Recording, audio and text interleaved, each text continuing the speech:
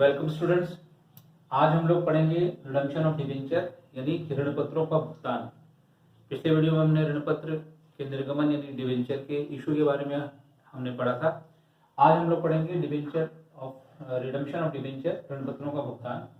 तो ऋण पत्रों का भुगतान का मतलब क्या होता है कि जब कंपनी ऋण पत्रों का भुगतान ऋण पत्र धारक को करती है, यानी कि repayment of amount of debenture to debenture holder, तो उसे हम कहते हैं रिडम्पशन ऑफ डिबेंचर। जब कंपनी अपने ऋण पत्रों का भुगतान अपने ऋण पत्रधारियों को कर देती है तो उसे हम रिडम्पशन ऑफ डिबेंचर या ऋण पत्रों का भुगतान कहते हैं।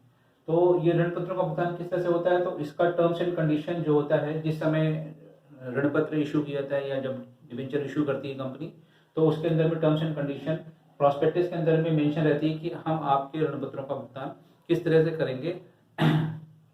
इस वीडियो में हम उस तरीकों को सीखेंगे, उस भुगतान के तरीकों को सीखेंगे कि हम किस तरह से डिबेंचर को रिडीम यानी डिबेंचर को रिडम्पशन करेंगे। उसके बाद में टर्म्स ऑफ कंडीशन जो होती है वो डिबेंचर के जो डिबेंचर होल्डर होते हैं उनके सर्टिफिकेट में भी मेंशन रहती है कि आपके ऋण पत्रों का भुगतान किस तरह से किया जाएगा। तो जब उनको ऋण पत्र मिलता है तो उनके सर्टिफिकेट्स होते हैं, तो उन सर्टिफिकेट्स के अंदर में भी टर्म्स और कंडीशन मेंशन होती है कि किस तरह से आपके ऋण पत्रों का भुगतान किया जाएगा। अब अगले पोर्शन में हम समझेंगे कि ऋण पत्रों का भुगतान के तरीके समझेंगे, यानी methods of redemption of debentures के तरीकों के बारे में जानेंगे। तो अब हम रिडम्पशन ऑफ डिबेंचर जब करने चलते हैं तो उससे पहले कुछ गाइडलाइंस कंपनी को दे रखी होती हैं सेबी ने, कि आपको तरीके बताए रखे थे। सेबी ने कुछ गाइडलाइंस दे रखी होती है कि आपको अपने डिबेंचर को रिडीम किस तरह से करना है।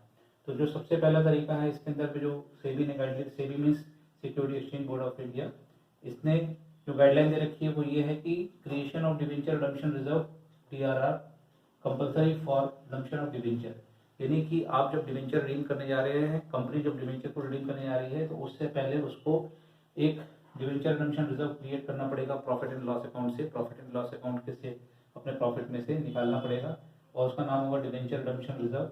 ये सारी कंपनी की ये सारी चीज़ें कंपलसरी हैं डिबेंचर्स को रिडीम करने के लिए। और वो कितना अमाउंट होगा, रिजर्व का कितना अमाउंट होगा, उस रिजर्व का अमाउंट होगा at least 25% of the face value of debenture should be created in debenture redemption reserve. और ये कब होगा, 31 मार्च प्रीवियस ईयर को, 31 मार्च प्रीवियस ईयर को।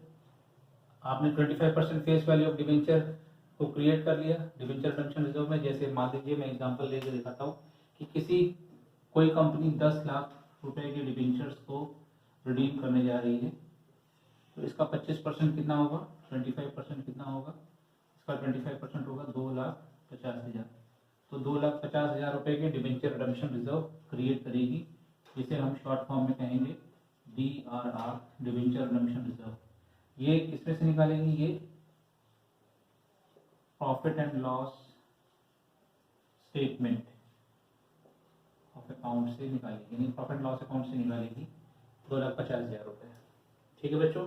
और ये कब होगा, 31 मार्च प्रीवियस ईयर, यानी कि अगर हम इस साल रिडीम कर रहे हैं, मान लीजिए 2020 है और 2020 के दिसंबर में मैं रिडीम करने जा रहा हूँ, तो 2020 के प्रीवियस ईयर 31 मार्च प्रीवियस यानी 31 मार्च 2019 को हमको इसमें से क्रिएट करना पड़ेगा 2,50,000 रुपए का डिबेंचर रिडम्पशन रिजर्व।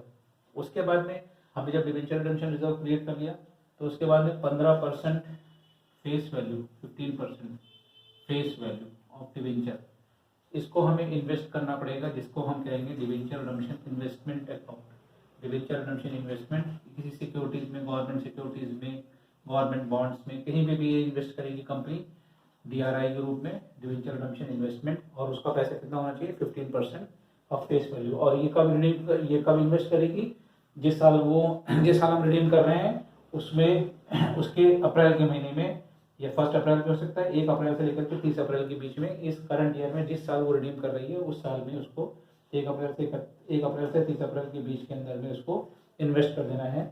और वो इन्वेस्टमेंट का पैसा कितना होगा, जितनी फेस वैल्यू होगी डिबेंचर की उसका 15%। जैसे हम 10 लाख रुपए के डिबेंचर रिडीम कर रहे हैं तो 10 लाख रुपए के डिबेंचर का 15% होगा 1,50,000 रुपये, और ये डिबेंचर रिडम्पशन इन्वेस्टमेंट में जाएगा। और ये कब होगा, 30 अप्रैल मान लीजिए इस साल हम कर रहे हैं तो 30 अप्रैल 2020 को हमको इन्वेस्टमेंट करना था, और ये डिवेंचर रिडेम्पशन रिजर्व क्रिएट करना था 31 मार्च 2019 को।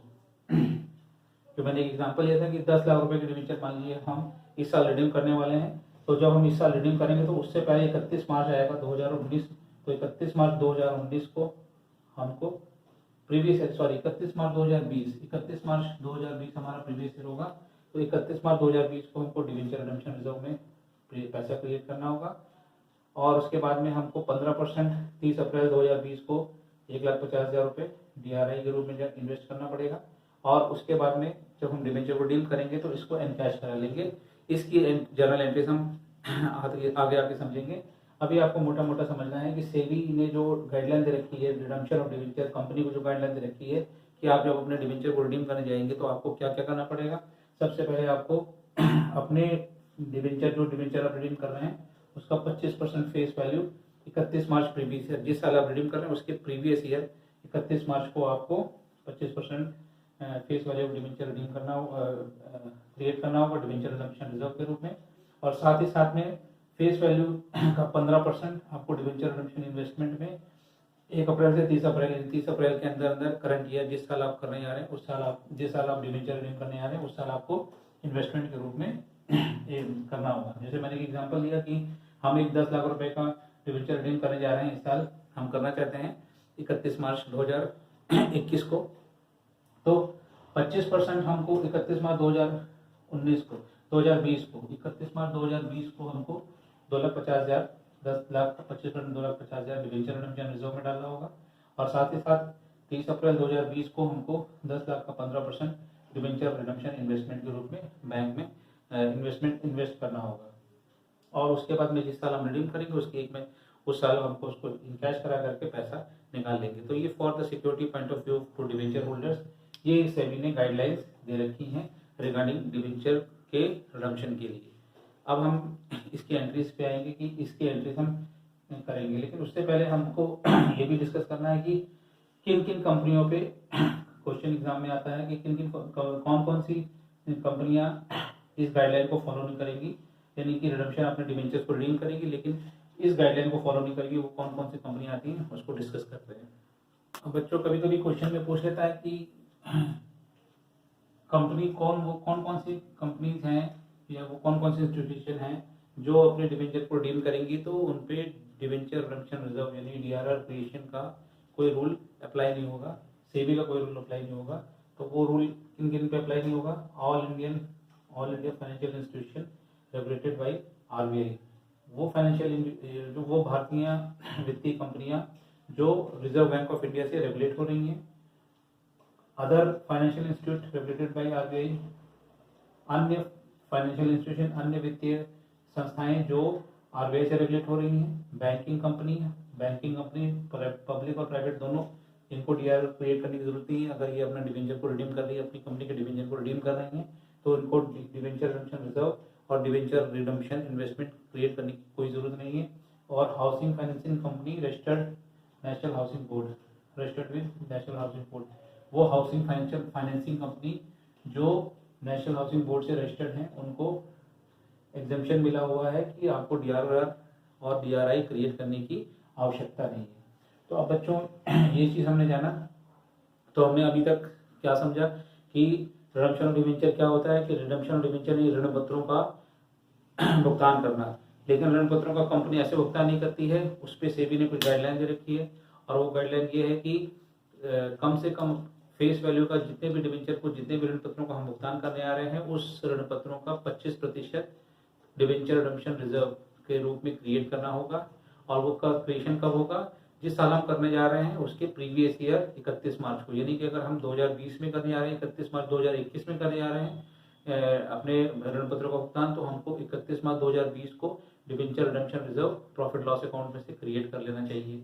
और उसके बाद में नेक्स्ट मंथ आएगा अप्रैल, इस फाइनेंशियल ईयर का 1 अप्रैल से लेकर के 30 अप्रैल के बीच में हमें 15% debenture redemption investment face value जो डिवेंचर रिडीम करने जा रहे हैं, जैसे मैंने एग्जांपल दिया था 10 लाख का 15% 1,50,000 हुआ, तो 1,50,000 का डिवेंचर रिडम्पशन इन्वेस्टमेंट हमें बैंक में क्रिएट करना होगा, यानी बैंक में इन्वेस्ट करना होगा, और उसी पैसे को जब हम जब हम डिवेंचर का पेमेंट करेंगे तो उसी पैसे को एनकैश करा करके उस पैसे को मिला करके डिवेंचर का पेमेंट कर देंगे। और उसके बाद में हमने अगले पार्ट में सीखा कि कौन कौन सी ऐसी कंपनियां हैं जिनको डिवेंचर रिडम्पशन रिजर्व क्रिएट करने की जरूरत नहीं है, जिनको डिवेंचर रिडम्पशन इन्वेस्टमेंट करने की जरूरत नहीं है। वो कंपनियां कौन कौन सी हैं? All India financial institutions regulated by RBI, वो सारी वित्तीय संस्थाएं जो आरबीआई से रेगुलेट हो रही हैं। अन्य फाइनेंशियल संस्थाएं, अन्य वित्तीय संस्थाएं जो रिजर्व बैंक ऑफ इंडिया से रेगुलेट हो रही हैं। बैंकिंग कंपनी, पब्लिक और प्राइवेट दोनों, इनको डिवेंचर रिडम्पशन रिजर्व क्रिएट करने की जरूरत नहीं है। हाउसिंग फाइनेंसिंग कंपनी जो एनएचबी यानी कि नेशनल हाउसिंग बोर्ड से रजिस्टर्ड हैं, तो इनको डिवेंचर रिडम्पशन रिजर्व और डिवेंचर रिडम्पशन इन्वेस्टमेंट करने की कोई ज़रूरत नहीं है। तो बच्चों ये चीज़ हमने सीखी। अब हम सीधे चलेंगे जनरल एंट्रीज पे कि जब हम डिवेंचर का पेमेंट करेंगे तो उस मेथड्स को जानेंगे, कौन कितने मेथड्स हैं, उन मेथड्स के बारे में समझेंगे और उनमें से एक मेथड की चर्चा हम इस वीडियो में करेंगे कि किस तरह से उसकी जनरल एंट्री पास करके क्वेश्चन को किया जाएगा। सो अब हम चर्चा करेंगे method of redemption of debentures में कि किस तरह से हम अपने डिवेंचर्स के भुगतान को करेंगे, वो कौन कौन से तरीके हैं। तो इसके अंदर जो सबसे पहला तरीका है lump sum method, lump sum payment at the end of fix period. हमने डिवेंचर इशू किए, मान लीजिए कि हमने 5 साल के लिए डिवेंचर इशू किए और 5 साल के बाद में हमको अपने डिवेंचर्स को रिडीम करना है, अपने डिवेंचर्स का भुगतान करना है, ऋण पत्रों का भुगतान करना है। तो इसे हम कहेंगे lump sum payment at the end of fix period, यानी कि 5 साल के बाद हमको अपने डिवेंचर का भुगतान करना है। Then debenture redeem by instalment method, इसमें ड्रॉप लॉट्स भी कहते हैं, वो ड्रॉप लॉट्स भी कहते हैं। इसके अंदर में हमने डिवेंचर को रिडीम कर दिया और हर साल कुछ डिवेंचर को इंस्टॉलमेंट बांध लेंगे कि हर साल इतने इतने डिवेंचर्स को हमें कंपनी को पे ऑफ करना है, रिडीम करना है डिवेंचर्स को, तो इसे कहेंगे हम debenture redeem by instalment method.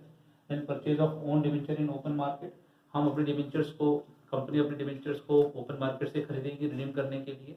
Jin debentures को पैसे, डिवेंचर होल्डर्स को पैसे की जरूरत है, वो मार्केट में अपने डिवेंचर्स को जो बेचेंगे तो यहाँ पे कंपनी अपने डिवेंचर्स को खरीद लेगी, तो इसे हम कहेंगे purchase of own debenture in open market. And then last है बाय कन्वर्जन टू शेयर, यानी अपने डिवेंचर को शेयर में, अपने डिवेंचर्स को, अपने ऋण पत्रों को अंशों में कन्वर्ट कर लेना।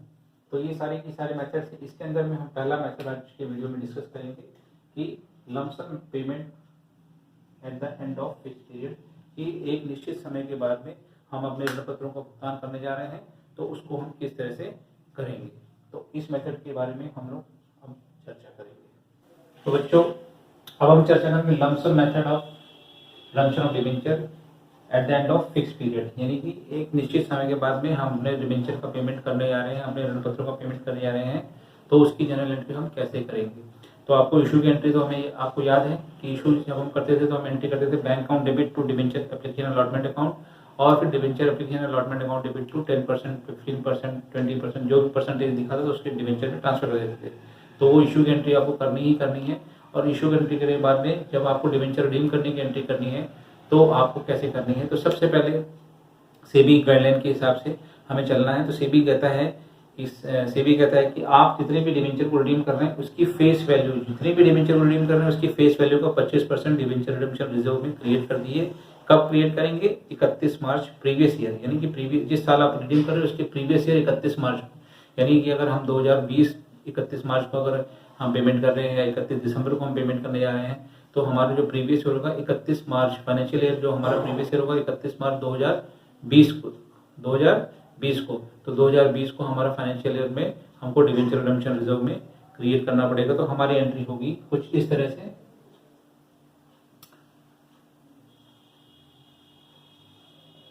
Profit, statement of profit and loss account debit, पहली एंट्री हमारी होगी statement of profit and loss account को हम डेबिट कर देंगे टू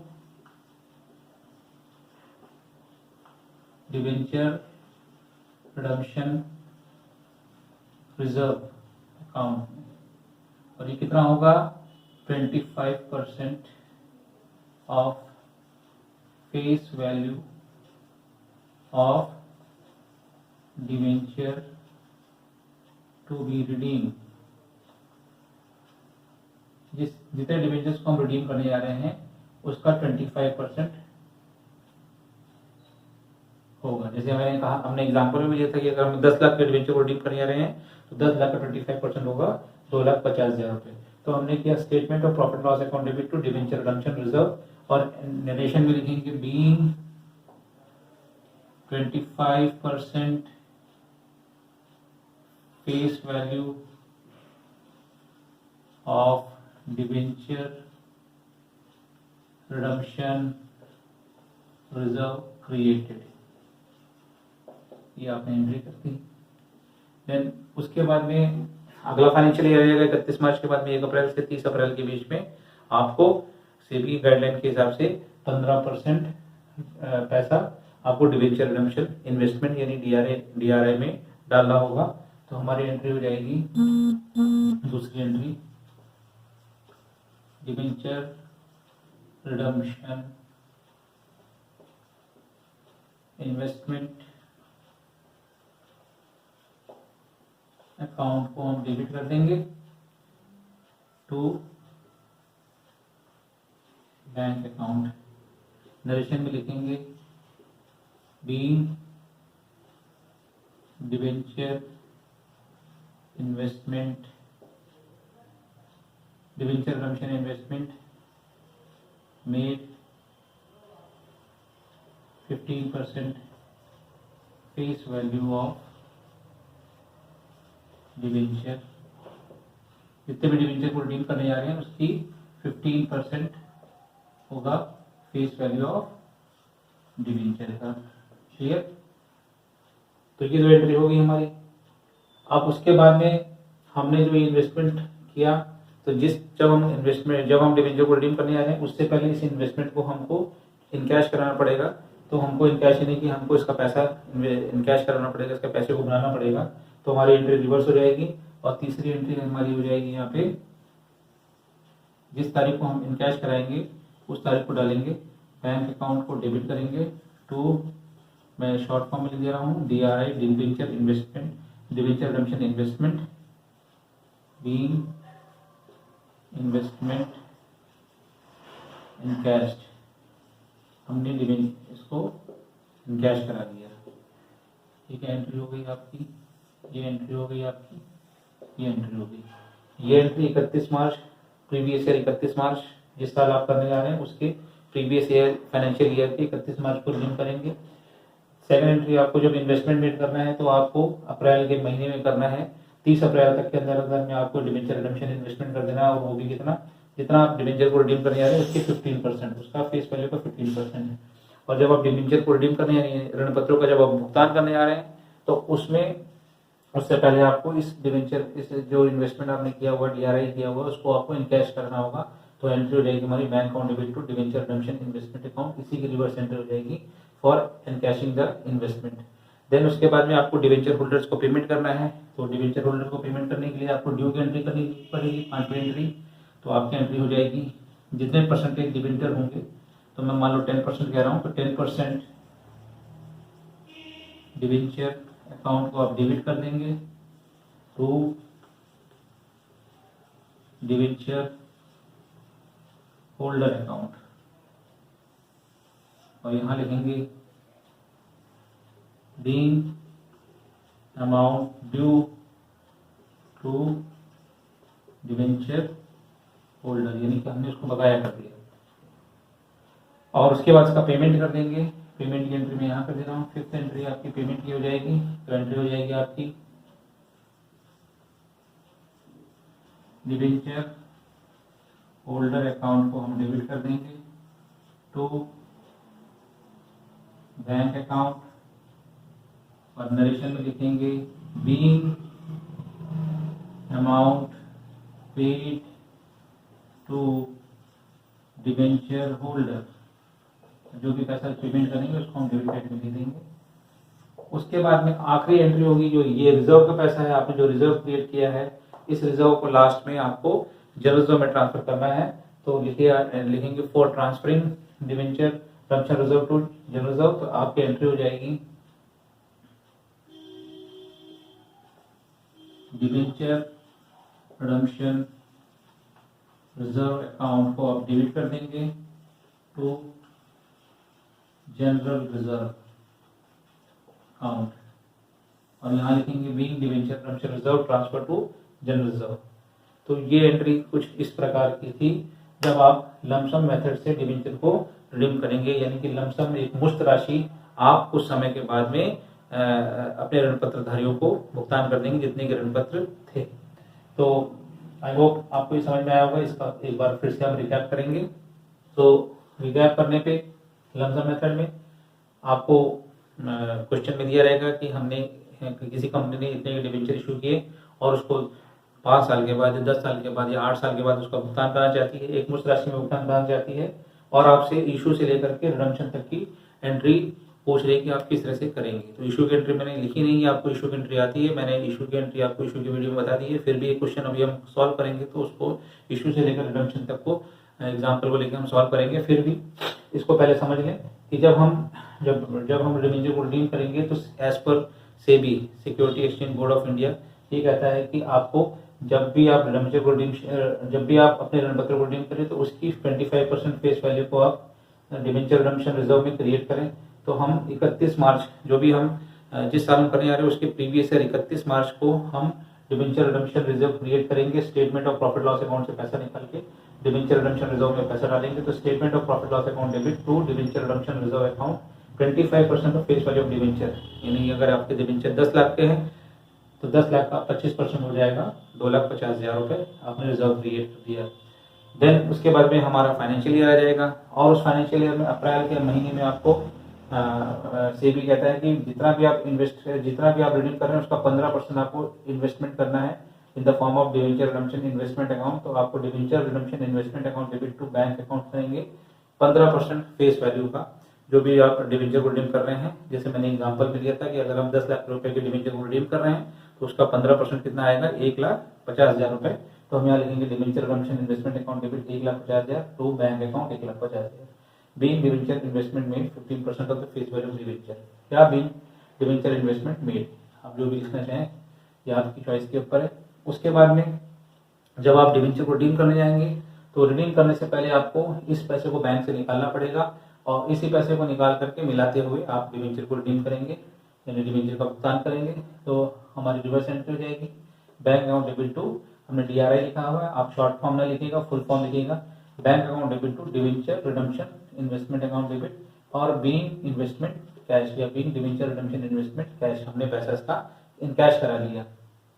देन आप ड्यू की एंट्री करेंगे। आप जब ड्यू की एंट्री करेंगे तो 10% debenture account debit to debenture holder account, जैसे 10 लाख रुपए है तो 10% debenture account debit 10 lakh to debenture holder account 10 lakh being amount due to debenture holder. और उसके बाद उसका पेमेंट करेंगे debenture holder account debit to bank being amount pay to debenture holder 10 lakh. क्योंकि अभी हम पार की बात कर रहे हैं, हो सकता है तुम्हारे क्वेश्चन में प्रीमियम का भी आएगा तो प्रीमियम के बारे में हम समझेंगे, लेकिन अभी पार का मतलब कि जितने के डिवेंचर हमने इशू किया उतना ही हमने उनको भुगतान किया। हमने 10 लाख रुपए डिवेंचर के रूप में लिए थे और 10 लाख के भुगतान कर रहे हैं। तो debenture holder account debit to bank 10 lakh. Then ये पैसा पड़ा होगा रिजर्व का। अब इस रिजर्व हमारा काम हो गया। अब इस रिजर्व के पैसे को जनरल रिजर्व में ट्रांसफर कर देंगे। तो debenture redemption reserve account debit to general reserve 2,50,000 इस तरह से आपको एक क्वेश्चन को सॉल्व करना होगा। अगर ये question lump sum method of redemption of debenture के रूप में दिया गया होगा। तो बच्चों अभी हम एक एग्जांपल को लेंगे और एग्जांपल के माध्यम से समझेंगे कि इस क्वेश्चन को हम इशू से लेकर के रिडम्पशन तक किस तरह से सॉल्व करेंगे। तो बच्चों मैंने एक एग्जांपल लिया है। एग्जांपल कुछ इस तरह से है, Bajaj limited issue 10% debenture of ₹10 lakh at a premium 5% on 1st April 2015 to be redeemed on 31 March and 31 March 2020 by lump sum method। कहने का मतलब कि बजाज लिमिटेड कंपनी है, उसने 10% डिवेंचर 10 लाख रुपए के 5% अधिकमान यानी 5% प्रीमियम पे इशू किए हैं 1 अप्रैल 2015 को। और ये कह रहे हैं कि 31 मार्च 2020 को हमको एक मुश्त राशि यानी पूरे का पूरे डिवेंचर्स को हमारे को पेमेंट कर देनी है। एक मुश्त राशि में पेमेंट कर दी है 31 मार्च 2020 को। और हमसे कह रहे हैं कि आप जनरल एंट्री करके दिखाइए कि इसको किस तरह से हम करेंगे। तो बच्चों जनरल आप बनाइएगा, मैं बोर्ड में आपको जनरल एंट्री समझा रहा हूँ, प्रॉपर जनरल बना करके इसको करेंगे क्वेश्चन को। तो हम सबसे पहले लिखेंगे in the books of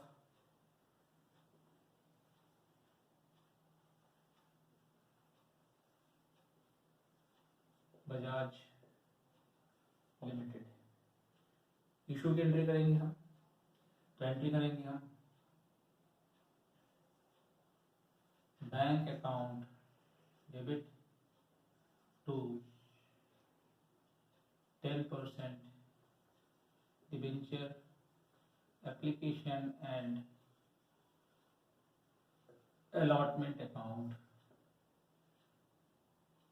being application money received, और 10 लाख है, 10 लाख में 5% आपका प्रीमियम हो जाएगा, तो 10 लाख का 5% 50,000 हो जाएगा, तो आपको पैसा मिलेगा 10,50,000 रुपये, 10,50,000 रुपये। बच्चों 10 लाख रुपए के डिवेंचर है और उसमें 5% प्रीमियम है, तो 5% प्रीमियम के हिसाब से आपको मिलेगा 50,000 रुपये एक्स्ट्रा मिलेगा, तो 10,50,000, 10,50,000। और यहाँ लिखेंगे being application money received, being application money received.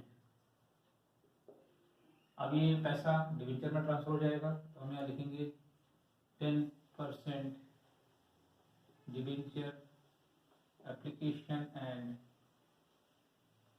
Allotment account debit कर देंगे to 10% debenture account to premium on issue of debenture account.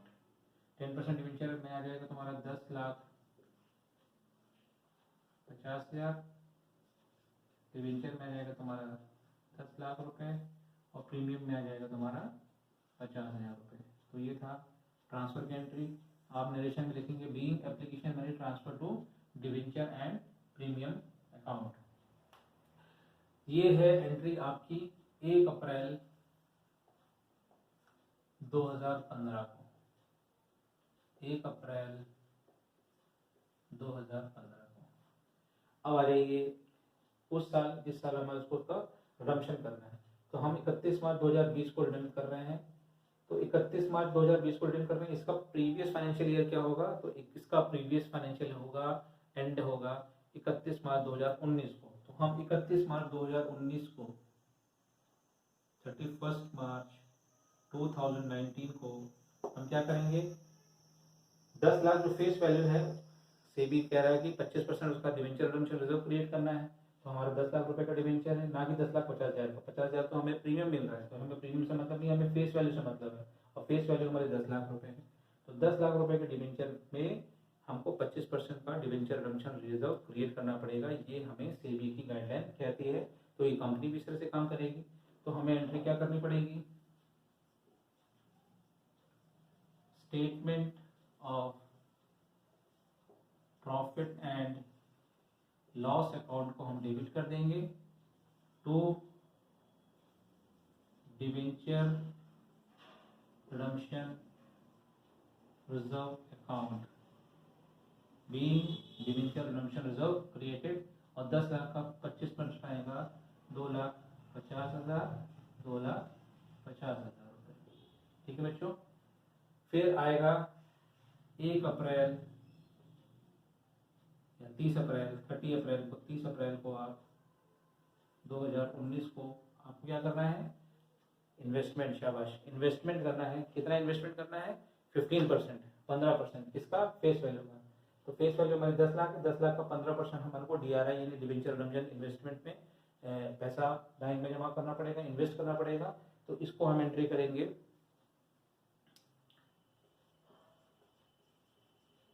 Debenture redemption investment account को हम डेबिट कर देंगे to bank account being investment made, या being 15% of face value investment made, जो आपको लिखना है वो लिखिएगा। तो ये हो जाएगा तुम्हारा 1,50,000, 1,50,000 रुपये, 1,50,000 रुपये। अभी बच्चों हमने इन्वेस्टमेंट कर दिया। अब इन्वेस्टमेंट करने के बाद डेट आती है 31 मार्च 2020 को रिडीम करने की। तो पहले हमें क्या करना पड़ेगा, इसको इनकैश कराना पड़ेगा, इसको बैंक से निकालना पड़ेगा।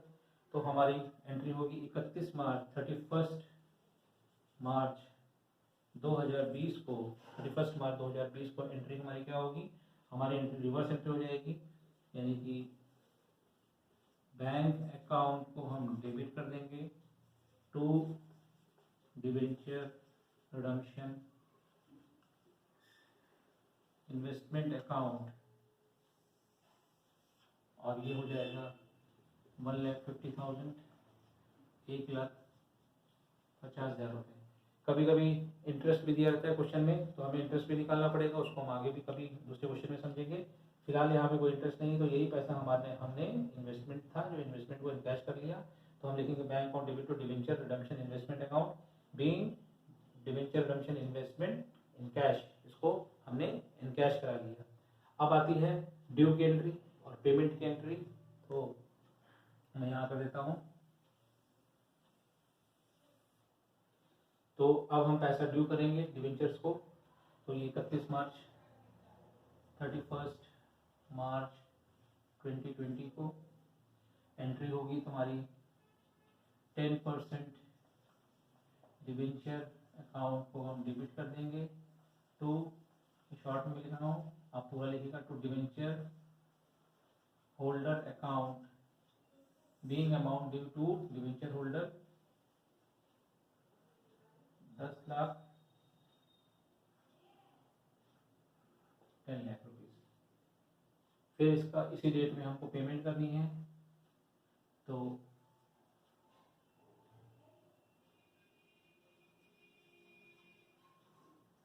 डिवेंचर होल्डर अकाउंट को हम डेबिट कर देंगे टू बैंक अकाउंट 10 लाख रुपए, 10 लाख रुपए being amount paid to debenture holder. और फिर बाद में जो रिजर्व का पैसा आपके पास में बचा हुआ है, जो आपने रिजर्व क्रिएट किया था 2,50,000 रुपये का, इसको जनरल रिजर्व में ट्रांसफर करना है, 2,50,000 का जनरल रिजर्व में ट्रांसफर करना है। तो एंट्री हो जाएगी आपकी डिवेंचर रिडम्पशन रिजर्व अकाउंट को हम डेबिट करेंगे टू जनरल रिजर्व अकाउंट, और यहाँ लिखेंगे 2,50,000 और यहाँ लिखेंगे नरेशन में being debenture redemption reserve, being amount of debenture redemption reserve या being debenture redemption reserve transfer to general reserve account. तो ये था बच्चों एक क्वेश्चन। फिर से हम इसको रिकैप कर लेते हैं। हमारा क्वेश्चन कुछ इस तरह से था कि बजाज लिमिटेड कंपनी ने 10% के ऋण पत्र 10 लाख रुपए के थे 5% प्रीमियम पे निर्गमित किए, इशू किए 1 अप्रैल 2015 को, और 31 मार्च 2020 को उसको पेमेंट करना है अपने डिवेंचर्स को लमसम मेथड से, यानी कि एक मुश्त राशि का, यानी जितने के डिवेंचर इशू किए थे उसको पूरा का पूरा पेमेंट करना है।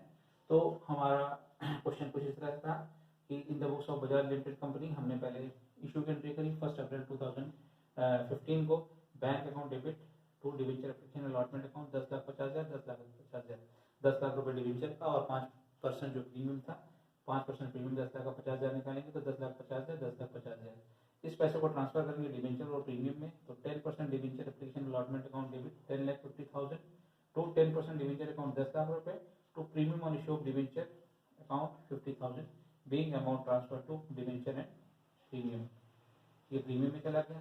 देन 31 मार्च 2019 को आपको रिडीम करना है, तो रिडीम करने से पिछले फाइनेंशियल ईयर के आखिरी दिन, यानी कि रिडीम कर रहे हैं हम 31 मार्च 2020 को, हमारा फाइनेंशियल ईयर होगा 2019-20, तो हम 2019-20 की जगह 2018-19 के आखिरी में 31 मार्च को हमको स्टेटमेंट ऑफ प्रॉफिट और loss account debit to debenture redemption reserve account 25% face value का 25%, 10 लाख का, ना कि 10,50,000 का, 10 लाख फेस वैल्यू है, तो 10,50,000 का 10 लाख का 25% निकालेंगे तो 2,50,000 आएगा, तो 2,50,000 एंट्री होगी statement of profit and loss account debit to debenture redemption reserve account 2,50,000 being debenture redemption reserve created, हमने क्रिएट कर लिया। फिर 30 अप्रैल 2019 को, यानी कि नेक्स्ट फाइनेंशियल ईयर में 30 अप्रैल को हमको 1 अप्रैल से 30 अप्रैल के बीच में कभी भी आप इन्वेस्ट कर सकते हैं, तो 30 अप्रैल हम जनरल क्वेश्चन में 30 अप्रैल को हमको डिवेंचर रिडम्पशन इन्वेस्टमेंट अकाउंट में 1,50,000 रुपये इन्वेस्टमेंट किए, टू बैंक अकाउंट 1,50,000 रुपये। फिर 31 मार्च को हमको पेमेंट करनी है, हमारे क्वेश्चन में से लिखा है पेमेंट करने के लिए। तो जब हम पेमेंट करेंगे तो पेमेंट करने से पहले जो हमने इन्वेस्टमेंट किया उसको इनकैश कराना पड़ेगा। तो हमने जो इन्वेस्टमेंट किया उसको इनकैश किया, तो हमने एंट्री की bank account debit to debenture redemption investment account 1,50,000 1,50,000, ये पैसा हमारे को मिल गया। इस पैसे को मिलाते हुए हम 10 लाख का पेमेंट करेंगे। तो जब हम 10 लाख का पेमेंट करेंगे तो पहले हम ड्यू गारंटी करेंगे, तो 10% debenture account debit to debenture holder account 10 lakh rupees 10 lakh rupees. Then debenture holder account debit to bank account, यहाँ पे लिखेंगे amount due to debenture holder. Then यहाँ पे debenture holder account debit to bank account being amount paid to debenture holder account 10 lakh rupees. और फिर बाद में ये रिजर्व का पैसा है, ये रिजर्व को जनरल रिजर्व में ट्रांसफर करना है। तो debenture redemption reserve account debit to general reserve 2,50,000 2,50,000 being general reserve being debenture redemption reserve account transfer to general reserve. तो बच्चों इस तरह से ये क्वेश्चन था। आई होप आपको ये वीडियो समझ में आएगा। इस वीडियो को आप 2 बार 3 बार ध्यान से देखेंगे, मुझे यकीन है कि आपको ये बड़े अच्छे से समझ में आ जाएगा।